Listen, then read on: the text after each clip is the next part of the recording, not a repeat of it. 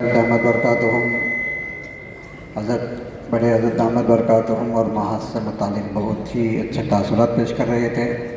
अब मैं मुफ्ती सबीर अहमद साहब दामद बरकातुहुम सदर जमीयत उलमा तमिलनाडु से दरख्वास्त करता हूँ वो अपने ख़यालात का इज़हार फरमाएँ।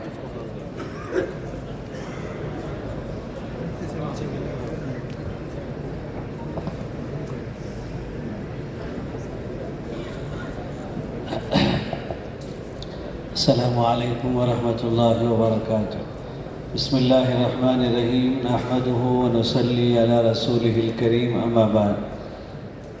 अभी मुफ्ती रियाज साहब दामद बरकातुहुम कह रहे थे कि अपने असातिज़ा के सामने ज़माने के बाद फिर से दोबारा मौका इम्तिहान आया है, तो मेरे लिए ये ख़ुद एक इम्तिहान है कि मैं तवील घंटों बोलने का आदी हूँ और मुझे बहुत ही आखिर में बड़ी बंदिश के साथ बुलाया गया है कि 5 या 7 मिनट बोलना है। तो मैं इतनी देर से बैठा हुआ कुछ लिख रहा था कि हज़रत के बारे में मैं आपको कुछ बताना चाहता हूँ, बड़े हज़रत के बारे में, और 2 हिस्सों में मैंने अपनी बात को सिमेटा है। और मेरी कुछ आदत सी हो गई है आजकल हर मज़मून को मुखातब के हस्बे लिहाज और हस्बे मरातिब 6 नंबरों में सिमेटने का। तो हज़रत बड़े हज़रत दामद बरकातुहू से मुताल्लिक़ मैं आपको 6 बातें बताऊंगा और फिर हमारे फ़ुज़ला जो आज इस वक्त दाएं बाएं अपने सरों पर दस्ते शफ़क़त के लिए अपनी मादर इल्मी में हाज़िर हुए हैं, इतनी बड़ी तादाद आप देख रहे हैं। और कल दूसरी नशिस्त में ये जगह दूसरे फ़ुज़ला पुर करेंगे, तीसरी नशिस्त में फिर तीसरे दर्जे के जो फ़ुज़ला इनके 2 नशिस्तों के अलावा फ़ारिग़ीन हैं वो इन कुर्सियों को पुर करेंगे। दारुल देवबंद में हमने सुना था कि 7 साला जलसा हुआ था और ख़ुद हकीमुल इस्लाम क़ारी तय्यब साहब अलैहि रहमा और मेरे शेख हज़रत मुफ्ती महमूद हसन साहब गंगोही अलैहि रहमा और हज़रत मसीहुल उम्मत मौलाना मसीहुल्लाह खान साहब अलैहि रहमा की दस्तारबंदी हुई थी। तो आज ये बहुत शोर चल रहा था कि मुफ्ती रियाज साहब की दस्तारबंदी, मुफ्ती अबू बकर साहब की दस्तारबंदी और मुफ्ती अबुल हसन साहब की दस्तारबंदी और सबील अहमद की दस्तारबंदी। तो बहुत से लोग शौकिया दर्जे में इसको देखने के लिए आए हैं, जैसा कि मुफ्ती मासूम साहब ने बताया। मैं अब अपनी बात पर आ रहा हूँ। सबसे पहली बात यह है कि मुझे माहद से जो मिला है, मैं वारनबाड़ी से हिफ्ज़ मुकम्मल करके यहाँ आया सन 1985 में और 86 में और 87 में 3 साल में यहाँ रहा हूँ। और जमात फ़ारसी और अव्वल हज़रत ने ऐसी तरतीब बनाई ख़ारिज में कि मैं SLC के बाद हाफिज़ होकर 18वें साल में उम्र के यहाँ पहुँचा था। तो मेरे तूल उम्र की वजह से, ज़्यादती उम्र की वजह से रियायत करते हुए एक ही साल में जमात फ़ारसी और अव्वल दोनों की किताबें हज़रत ने मेरे लिए तरतीब दी थी और अल्हम्दुलिल्लाह दोनों का इम्तिहान सालाना मैंने दिया था। और फिर मुस्तकिल तौर पर जमात अव्वल और जमात फ़ारसी और अव्वल एक साथ और जमात दुवम जमात सुवम, ये 3 साल में 4 साल की किताबें पूरी हुई। और हज़रत ने कदीम दारुल देवबंद के अकाबिर असातिज़ा का जो तर्ज था उस तरीक़े से हमें पढ़ाया था। और अल्हम्दुलिल्लाह मैं आपको यहाँ एक राज फाश करना चाहूँगा कि 3 मरतबा आज भी मौसम की ये शिद्दत है कि बहुत से लोग कपकपा रहे हैं, थरथरा रहे हैं और कमरों में महबूस हो गए हैं, बाहर निकलने की हिम्मत नहीं हो रही है। उस ज़माने में ये बिल्कुल लक़ोदक़ मैदान था। हमारी इमारत पहले हमने आने के बाद उसी की ज़ियारत की, खपरेल वाली जो इमारत है, वही उस्ताद का कमरा, वही तलबा का कमरा, वही दारुल इक़ामा, वही दरसगाह, सब कुछ वही था हमारा। हज़रत ने अभी तक आसार क़दीमा के दर्जे में उसको बाक़ी रखा है अल्हम्दुलिल्लाह। तो उस ज़माने में जो मौसम था आज भी वही मौसम है।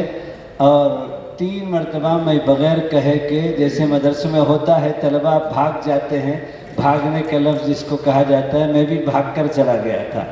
तो तीसरी दफ़ा یہ اساتذہ کی شفقت ہے. ابھی مفتی صاحب کو گریہ ہو گیا حضرت کی شفقت کا تذکرہ کرتے ہوئے، مفتی ریاض صاحب رو پڑے. وہی حال میرا بھی ہے کہ تیسری دفعہ حضرت وانم باڑی آئے اور مجھے لے کر آئے اور یہ کہہ کر کے لے آئے کہ اب کی دفعہ تم کو مدرسے میں نہیں رہنا ہے، گھر میں رہنا ہے. اور آپا اللہ ان کی عمر میں برکت دے، صحت میں برکت دے، وہ تم کو کھانا گھر سے دیں گی. تو اس ضمانت پر میں آیا تھا اور آخری سال میں نے مکمل کیا. اور وہ ہائی وے کی وجہ سے درخت ختم ہو گیا ہے. پہلے املی کے درخت دونوں جانب ہوتے تھے. صدر گیٹ کے سامنے ایک درخت تھا. وہ درخت آج جو ہے قیامت کے دن گواہی دے گا کہ حضرت بہت دیر تک مجھے لے کر کھڑے تھے تروولور بس کی انتظاری میں جو چنئی جا رہا تھا. اور وہاں پہنچ کر تمل ناڈو ایکسپریس سے مجھے اپنے ساتھ لے گئے دہلی اور جلال آباد اپنے شیخ کی خدمت میں پہنچے اور 3 یوم وہاں رکھا خانقاہ میں اپنے ساتھ. پھر دیوبند لے گئے اور وہاں پہلے سے میرے استاذ محترم حضرت مولانا نور اللہ صاحب نور اللہ مرقدہ، اللہ تعالیٰ ان کے درجات کو بلند فرمائے. بہت زیادہ میری زندگی میں ان کی تعلیم و تربیت کا میری زندگی میں بڑا دخل ہے. حضرت وہاں خانقاہ میں تھے، ان کے حوالے کیا.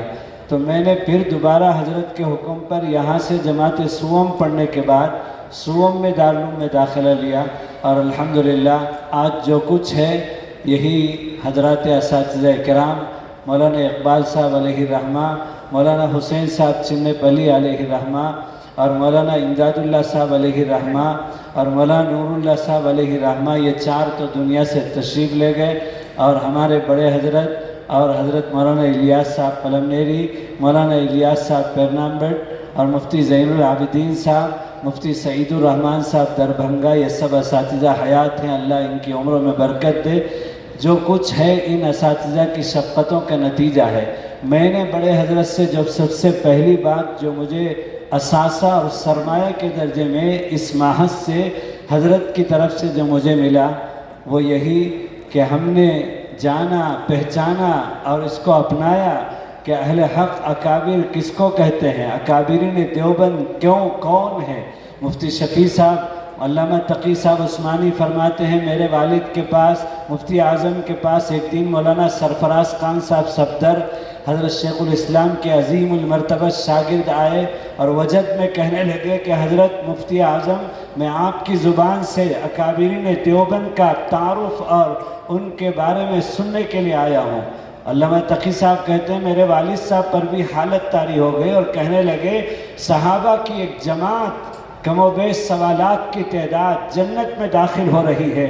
ان کا آخری حصہ داخلے کے لیے جو ہے باب الجنت کے پاس جا رہی ہے. تو پیچھے سے کچھ لوگ چمٹ کر انہی کے ساتھ ساتھ جنت میں داخل ہو رہے ہیں. انہی کا نام اکابرین دیوبند ہے. اس لیے آج کے اس دور پرفتن کے اندر اگر کوئی چیز حفاظت کے لیے عند اللہ مقبولیت کے لیے ضمانت ہے، پیمانہ ہے، کسوٹی ہے، تو میرے دوستو 3 لفظ یاد رکھیں ہمارے فضلاء خاص طور پر جو مجھے حضرت سے سبق ملا ہے: نہج اکابر، نہج صحابہ، نہج نبوت، نہج نبوت، نہج صحابہ، نہج اکابر. مجھے میرے شیخ کی بات یاد آتی ہے. حضرت نے فرمایا اکابرین دیوبند کے نہج سے ہٹ کر کوئی کام کرو گے تو گر جاؤ گے. ترقی کے لیے اکابرین دیوبند کا نہج تعلیم میں بھی چاہیے، تبلیغ میں بھی چاہیے اور تزکیہ میں بھی چاہیے. پہلا سبق ہے جو مجھے بڑے حضرت سے ملا ہے. اور دوسری چیز جو میں نے ان کی زندگی میں پایا، آپ سب بلا اختلاف اس کی تائید اور تصدیق کریں گے، یہ تواضع کا مجسمہ ہے. انہوں نے اپنے آپ کو چھپایا ہے. یہ سمندر ہیں صفات کے، لیکن کوئی نہیں جانتا کہ یہ کیا ہے طلبہ کے سامنے. حتیٰ کہ میں نے بعض مرتبہ دیکھا ہے طباخ نہیں آئے تو مطبخ میں پہنچ کر کھانا پکایا ہے، برتن دھویا ہے. یہ ہمارے طلبہ نے بھی آنکھوں سے دیکھا ہے. یہ سادگی، یہ تواضع کہاں سے لائے آج کے زمانے میں. اسی طرح سے عفو درگزر، کتنوں سے حضرت کو کتنے حالات کا سامنا آیا، لیکن جو ہے اس کا تذکرہ اس وقت موقع نہیں ہے اور کرنا بھی نہیں چاہیے. لیکن میں ایک دن بیٹھا تھا تو ایک صاحب حضرت سے معافی مانگنے کے لیے آئے تو حضرت باہر آئے کمرے سے اور فرمایا کہ امام غزالی فرماتے ہیں کہ رات کو سونے سے پہلے پہلے جن جن لوگوں نے ستایا ان سب کو معاف کر کے سونا چاہیے. اور حضرت نے فرمایا یہ تو عرصے کے بعد آج معافی چاہنے کے لیے آئے ہیں، جس دن انہوں نے ستایا تھا اسی دن میں نے ان کو معاف کر دیا تھا. عفو درگزر کام کرنے والوں کی یہ خصوصیت ہوتی ہے. اسی طرح سے نظم و نسق اتنا بڑا معہد آپ آ کر دیکھیے. اس وقت نہیں، جلسے کی تیاری میں کچھ چیزیں آپ کو منظم نظر آئیں گی، لیکن اچانک مدرسے میں آئیے اور یہاں مطبخ میں جائیے، درسگاہوں میں جائیے، دفاتر میں جائیے، حتیٰ کہ ضرورت خانوں میں جائیے تو آپ کو نظم و نسق کیسے ملے گا. حضرت تھانوی فرماتے ہیں کام کا اعلیٰ طریقہ کار نظم و نسق اور تقسیم کار ہے. اپنے دادا پیر ہمارے حکیم الامت مجدد الملت علیہ رحمہ کا پورا رنگ معہد کے ہر شعبے میں آپ کو نظر آئے گا. اسی طرح سے ہم نے مجاہدہ حضرت سے سیکھا، اسی طرح استغنا حضرت سے ہم نے سیکھا. کسی اہل مال اہل ثروت کی طرف کبھی نگاہ نہیں اٹھائی اور جو ہے کبھی ان کے سامنے گھگا کر کوئی سوال نہیں کیا.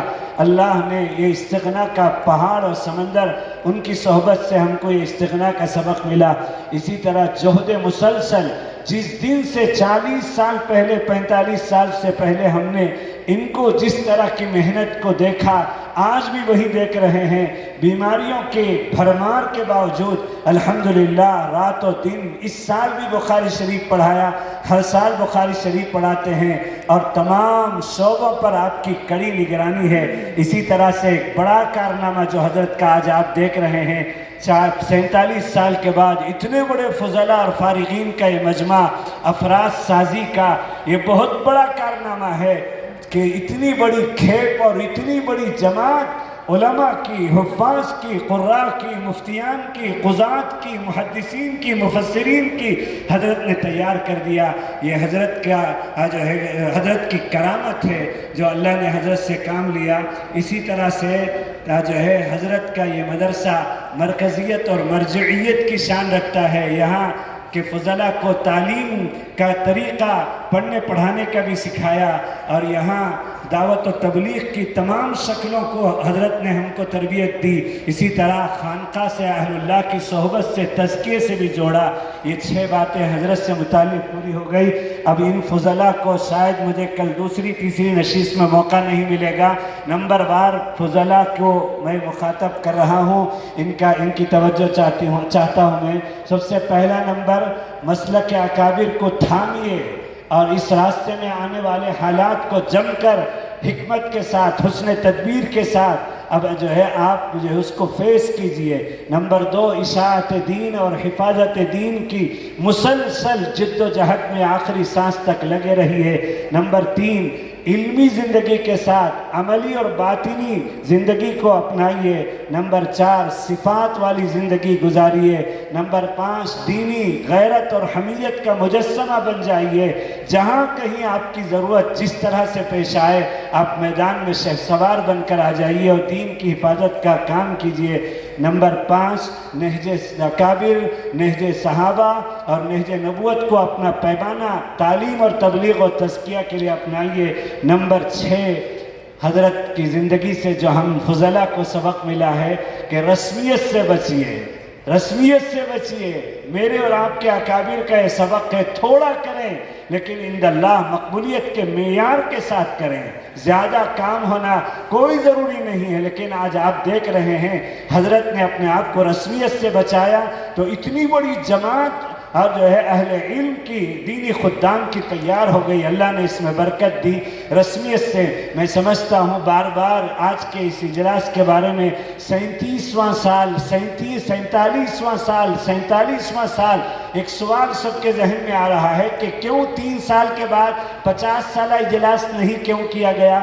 اتنے سال جب انتظاری ہوئی ہے تو 3 سال اور انتظاری کر کے 50 سال ہی کا اجلاس ہو جاتا تو کیا حرج تھا. صاحبزادوں نے 3 سال پہلے ہی جلسہ کیوں کر دیا. تو جتنی منہ اتنی باتیں ہو رہی ہیں، لیکن میرے دل میں اللہ نے مجھے یہ القاء کیا کہ حضرت نے رسمیت سے بچنے کے لیے، مشابہت سے بچنے کے لیے کہ 50 سالہ گولڈن جبلی جو عصری تعلیم گاہوں میں ہوتا ہے اس سے بچنے کے لیے 3 سال پہلے ہی یہ فیصلہ لے لیا۔ اللہ نے حضرت کو انشراح کر دیا، اللہ حضرت کی عمر میں برکت عطا فرمائے، اور جس طرح حضرت کا، حضرت کے شیخ کا منشا ہے اس کے مطابق ہم سب کو اللہ تعالیٰ ان کے نقش قدم والی زندگی نصیب فرمائیے۔ مجھے تو یہ موقع تھا، میں اور بولتا، مجھے مزہ آتا، لیکن مجھے بندش دے دی گئی ہے، بس میں انہی چند باتوں پر اپنی بات کو مکمل کر رہا ہوں۔ وآخر دعوانا ان الحمدللہ رب العالمین۔